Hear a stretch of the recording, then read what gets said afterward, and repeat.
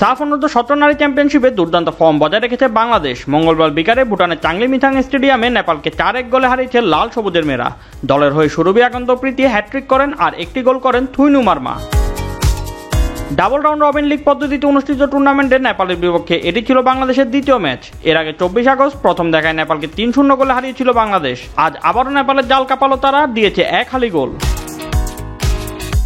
নেপালের বিপক্ষে শুরু থেকে আধিপত্য বিস্তার করে 37তম মিনিটে ডেডলক ভাঙেন থুইনুই মারমা। সতীর্থের পাস থেকে আরেকজনকে বাড়াতে গিয়েছিলেন থুইনুই, কিন্তু বল নেপালের এক খেলোয়াড়ের গায়ে লেগে ফিরে আসে তার কাছেই। দ্রুত বলের নিয়ন্ত্রণ নিয়ে নিজের গতিতে 3 জনকে পেছনে ফেলে নিখুঁত শটে লক্ষ্যভেদ করেন এই ফরওয়ার্ড।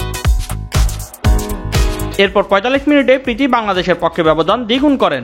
সতীর্থের পাস প্রতিপক্ষ সামজানা ধরতে ব্যর্থ হলে নিয়ন্ত্রণে নেন পাশে থাকা মামনি চাকমা। এই মিডফিল্ডারের থ্রু পাস বক্সে ঢুকে বাঁ পায়ের শটে গোলরক্ষকের মাথার উপর দিয়ে জালে জড়িয়ে দেন প্রীতি। তবে প্রথমার্ধের ইনজুরি সময়ে বাংলাদেশের রক্ষণভাগের অসতর্কতায় একটি গোল শোধ করে নেপাল।